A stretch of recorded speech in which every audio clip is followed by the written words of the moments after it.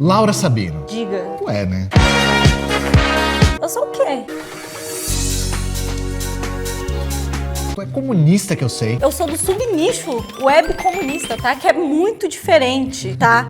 Aqueles que precisam ser combatidos, né? Porque a gente vulgariza o marxismo e também recebe dinheiro do exterior pra promover a revolução colorida aqui no Brasil. Então tem essas duas críticas aí. E falando, né, em teorias fantasiosas, vocês já perceberam que nos últimos anos várias têm ganhado força no Brasil? Que a Terra é plana, que a vacina na verdade tem um chip, que os Estados Unidos defendem a democracia, mas nenhuma dessas teorias colou e causou tantos desdobramentos e problemas como a mentira de que as escolas públicas têm professores esquerdistas que estão aí buscando transformar nossas criancinhas em gays, lésbicas e bissexuais.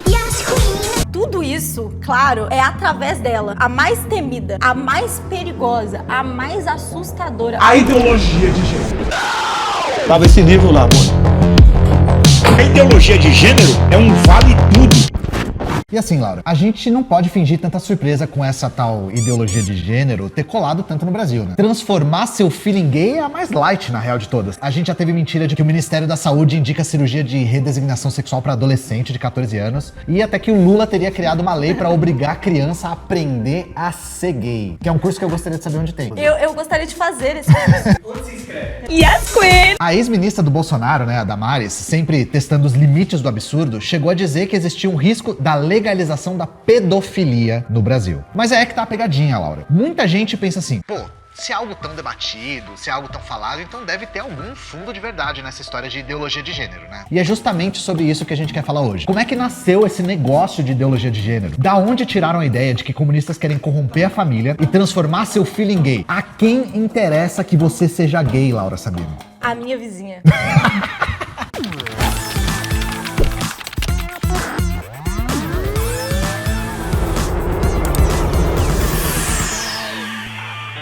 Eu acho que aqui um bom ponto de partida é responder de onde veio isso de gênero, né? Para começo de conversa. Essa palavra que está relacionada, na verdade, aos estudos que mostravam que tanto os comportamentos quanto as expectativas associadas aos sexos são construídos a partir de um monte de coisas, tipo tradição, cultura, questão econômica, ou seja, além das diferenças biológicas entre os sexos. Pegando aqui um exemplo para pesar o clima do programa nesse momento aqui, os homens são responsáveis por 95% dos homicídios no mundo. Pela visão do determinismo biológico, esse dado ele seria explicado como natural, como parte da natureza masculina, né? O famoso Deus quis assim, é por causa da testosterona, ou a minha preferida, homem que é homem vai armado levar o parente idoso pro médico, entendeu?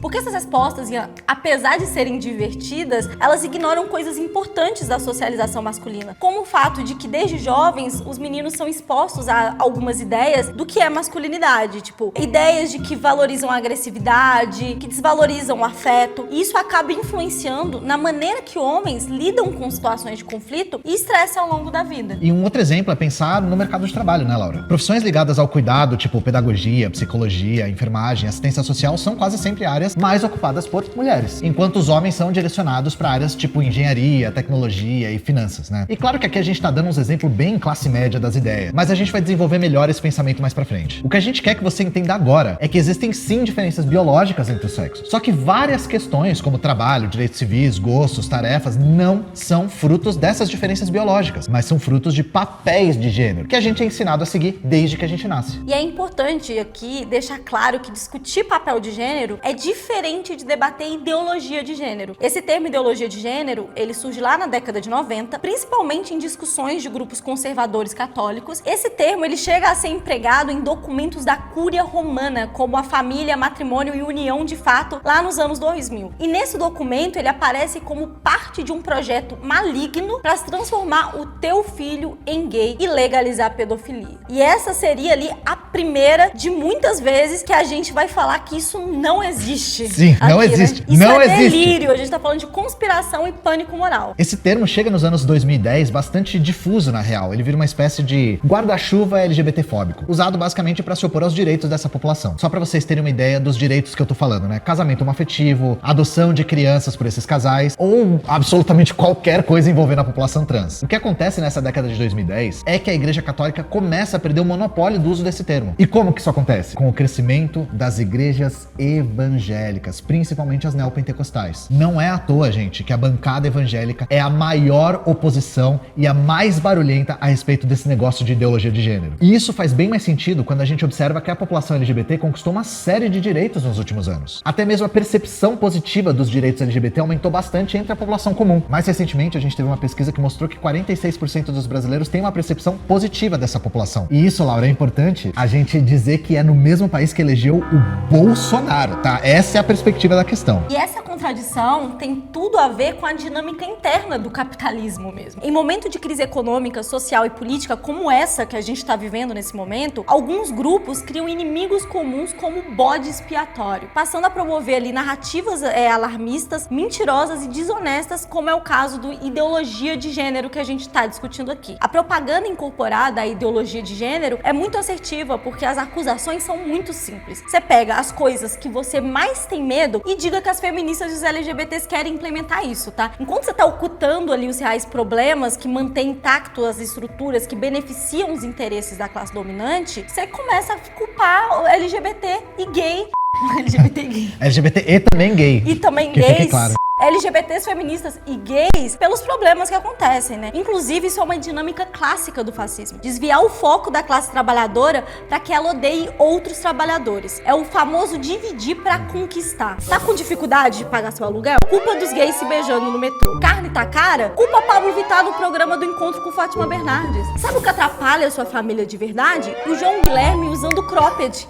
São esses os problemas reais do Brasil. Quem que liga pra falta de tempo causada pela escala 6x1, a retirada de aposentadoria da sua avó ou a precarização do seu trabalho que faz com que você esteja sempre cansado, exausto e sem tempo para sua família? Criar inimigos comuns e imaginários é a melhor forma de impedir que as pessoas reflitam sobre seus verdadeiros inimigos de classe. E quem não se lembra da desgrama do kit gay? Essa coisinha aí que foi responsável por projetar nacionalmente um então desconhecido e irrelevante deputado chamado Bolsonaro. E eu chuto, Laura, que a maior parte das pessoas que estão assistindo só ouviu falar desse negócio de kit gay vindo da extrema-direita. Talvez as pessoas nem saibam o que foi esse negócio de verdade, ou se existiu alguma coisa de verdade. O nome real desse projeto era Kit Anti-Homofobia, e isso tem as suas origens lá em 2004, começou a ganhar projeção em 2010 por conta de alguns vídeos que foram produzidos para esse programa e que vieram a público antes de serem avaliados pelo MEC. Eram vídeos bem simples que iam pro ensino médio, na real. Umas situações do tipo 2 meninos se apaixonando, 2 meninas se beijando, ou tão simples quanto uma aluna trans sofrendo preconceito com seu nome social. Só isso. Já em 2010, esse deputado do baixo clero chamado Biro Leib já falou alguns absurdos. Eu não sei se é uma coisa boa ou ruim a gente ter a transcrição dessa sessão na Câmara. Vamos lá. Abre aspas. Atenção, pais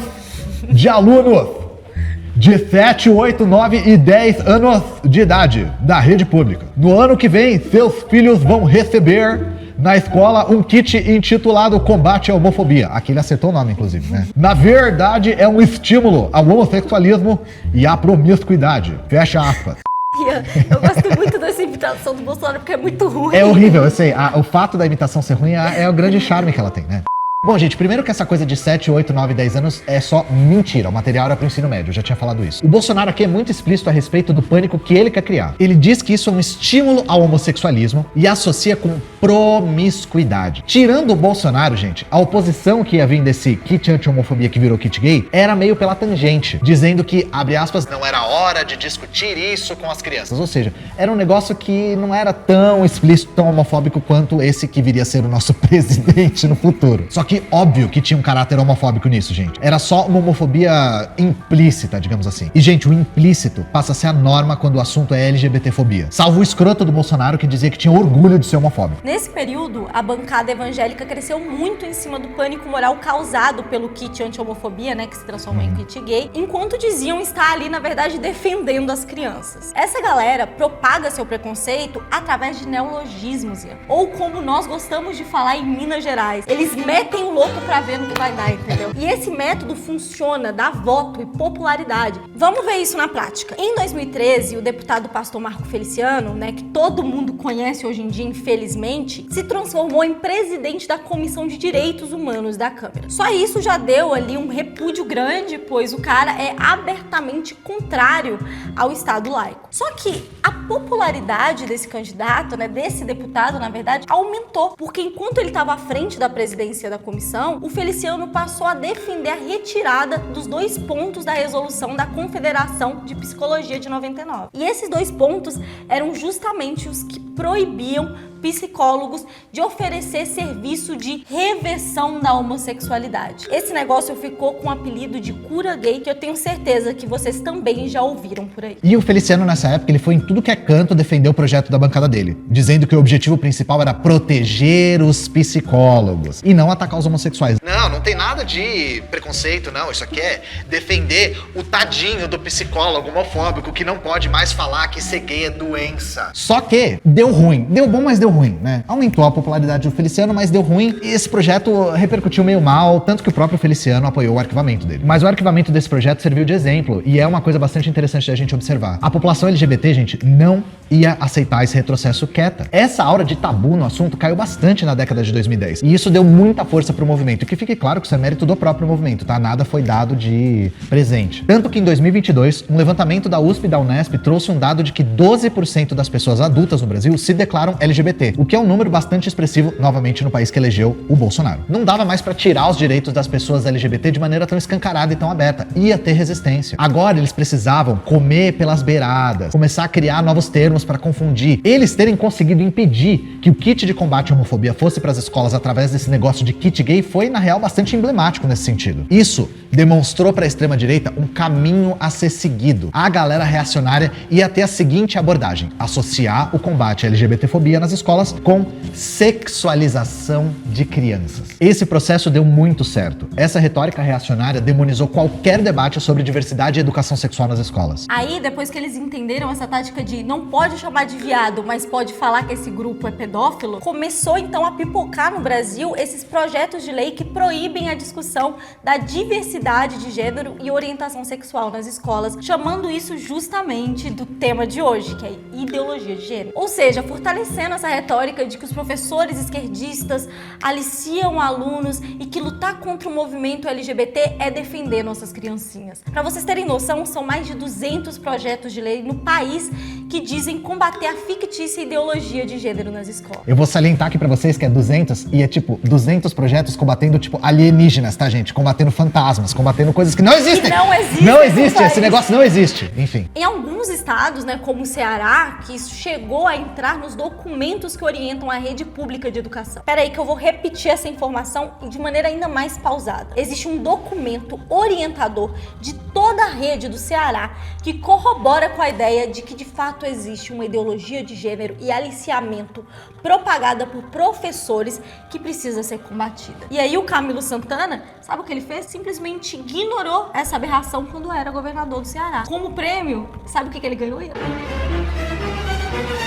Apenas o Ministério da Educação no governo Lula. Faz o L? Vamos para outros exemplos espalhados pelo Brasil todo. Proposta de alteração do artigo 5º do Plano Municipal de Educação de Palmas, no Tocantins, abre aspas. Vedada a discussão e a utilização de material didático e paradidático sobre ideologia ou teoria de gênero.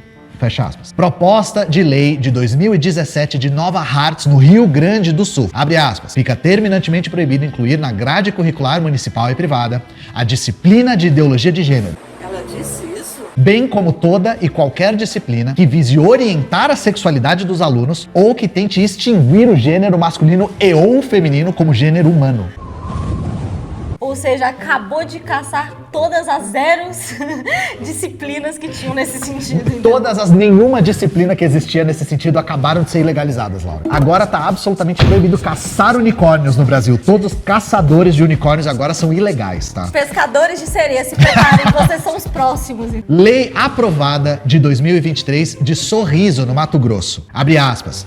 proíbe a distribuição, exposição e divulgação de material didático contendo manifestação da ideologia de gênero, fecha aspas. Essas são só 3 das 200 leis propostas. E todas, gente, seguem a linha de raciocínio de associar ideologia de gênero ao aliciamento de criança. Segundo essa lógica, ensinar a criança sobre diversidade de orientação sexual e identidade de gênero é a mesma coisa que abuso. Isso, segundo essa lógica, ia expor as crianças a materiais eróticos e pornográficos, deixando elas confusas sobre si mesmos. E se você é LGBT, você sabe muito bem esse papo de confuso sobre si mesmo. Para muitos pais que cresceram num mundo muito mais LGBTfóbico do que o nosso, essa narrativa funciona e engaja bastante ainda. Existe uma tática explícita de conquistar o apoio dos pais para a aprovação dessas leis. E é isso que dá tanta base para que tenha mais de 200 dessas leis por aí. Porque claramente, né, Laura, tá faltando problema no Brasil, né? Não é como se a escola tivesse problema de goteira, tivesse problema de salário de professor,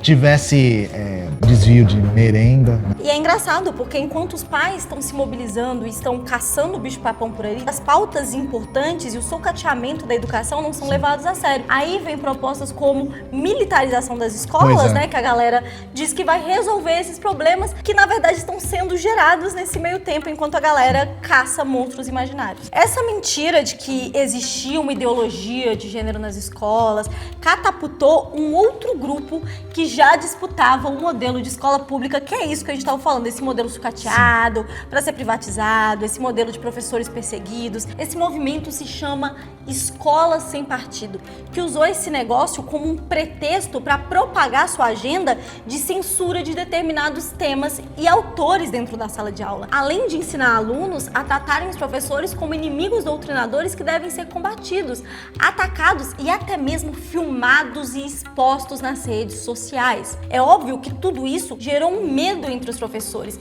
limitou a liberdade acadêmica e impediu discussões importantes para a sociedade, porque se hoje um professor vai falar sobre coisas como falta de saneamento, melhorias na cidade, melhoria da própria escola, eles são chamados de comunistas. Mas tem uma pergunta importante aqui. Qual é a razão pela qual os conservadores são contra os direitos das pessoas LGBT? Por que que eles fazem essa cruzada? Obviamente tem um nível individual. Boa parte dos políticos conservadores são grandes oportunistas, hipócritas, canalhas e outros adjetivos que a gente vai poupar vocês aqui. Só que o próprio sistema capitalista conta com a LGBTfobia na sua estrutura. Qual é a primeira coisa que um reacionário diz quando se refere a qualquer pessoa LGBT? Que não reproduz. Tenho 62 anos. Pelo que eu vi na vida, 2 iguais não fazem filho. E digo mais, desculpe, mas aparelho excretor não reproduz. Esse é o pensamento típico dos conservadores sobre pessoas LGBT. E eu sei que é muito estranho dizer isso, mas essa frase é bastante reveladora. Na nossa sociedade capitalista, amor e sexo são utilitários. Para nós, trabalhadores, o objetivo é gerar mais da gente. Para a burguesia, é gerar mais herdeiros. Nesse sentido, a mulher é vista como propriedade dos homens. Primeiro dos pais, depois dos maridos. Pessoas LGBT não entram nessa lógica, porque casal cis homoafetivo não gera seres humanos novos entre si. Então, para as necessidades dessa sociedade, eles são vistos como anormais, como desvios, como errados, como antinaturais. E isso é importante de pensar, porque a gente faz muito esse debate sobre como acabar com a LGBTfobia, como acabar com o machismo, e o regime capitalista, ele por si só objetifica a mulher, tira dela seus direitos reprodutivos e constrói como senso comum a ideia de que o correto, né, o destino das mulheres é a maternidade. Então, quando o feminismo ou qualquer movimento social questiona isso e mostra que os papéis de gênero não são definidos pelas diferenças biológicas, ele se torna um inimigo a ser combatido por esse sistema. Aí é necessário reconstruir a ideia de que mulheres boas são as belas, recatadas e do lar. E o problema aqui não é a mulher ser bonita, ter uma postura mais recatada ou se dedicar ao lar, mas como outras características que fogem desse modelo são retratadas como ruins, como um fracasso, como aberração ou como objetos sexuais. Inclusive, gente, as mulheres trans e travestis são também entendidas nessa forma de sociabilidade. Então, são mulheres apenas do ponto de vista da objetificação sexual, já que não gerariam filhos dentro dessa lógica. É isso. No capitalismo, a mulher ou é bela, recatada e do lar, ou é um objeto sexual, ou é empoderado o suficiente para comprar aquele batom vermelho top. Ah, Laura Sabino, mas olha esses webcomunistas caindo em contradição de novo. Vocês não disseram que nos últimos 10 anos foram conquistados direitos direitos para as pessoas LGBT, isso não seria evidência de que o capitalismo pode conviver com a expansão dos direitos das pessoas LGBT? Esses direitos foram conquistas dos movimentos sociais organizados que impuseram derrota à burguesia. Não foram concedidos como caridade. Nenhum direito no capitalismo é concedido como caridade. Só que a gente ainda tem muito caminho pela frente nessa luta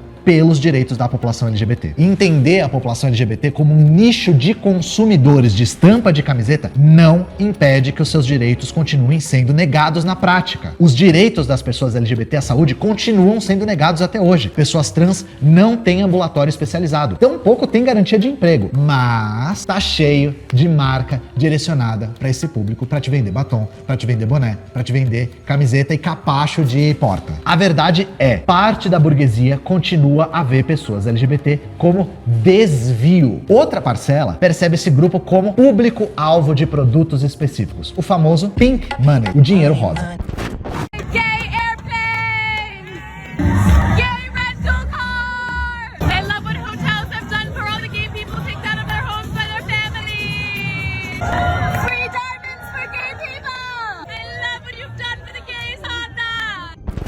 Para garantir de forma segura e permanente a superação da LGBTfobia, é preciso superar o sistema que faz uso dela para se sustentar. Ou seja, só é possível pensar na real superação e no fim da opressão de gênero e da LGBTfobia batendo no sistema que reproduz em cima dessas opressões. De novo, o capitalismo. Agora, isso não quer dizer que a gente não deve ou não precisa lutar por conquistas e melhorias na vida das pessoas da comunidade ou do gênero feminino no presente. Muito pelo contrário, melhorar a qualidade de vida de pessoas LGBT e de mulheres é um dever histórico dos movimentos sociais. É um tema importante e urgente, mas aqui o ponto é literalmente não criar expectativa de que o sistema que nos oprime vai nos libertar. O horizonte é revolucionário e tem que ser sempre revolucionário. Não basta eu acreditar que eu chegando numa posição de destaque ou num cargo, né, ali com visibilidade, vai superar e vai acabar com os problemas de gênero e de sexualidade. Como é que a gente faz isso? Se organizando, Laura Sabino. Então, você que tem ódio nesse seu coraçãozinho, tal qual nós dois aqui, você vai pegar esse ódio seu e colocar no horizonte dessas lutas por melhorias imediatas, mas também pela superação desse modo de produção que controla nosso tempo, nossos desejos, e isso tudo em benefício dos que não são nós, mas que são eles, a burguesia, a classe dominante e nossos inimigos reais. Terminamos mais um programa Triste Mais Pra Cima.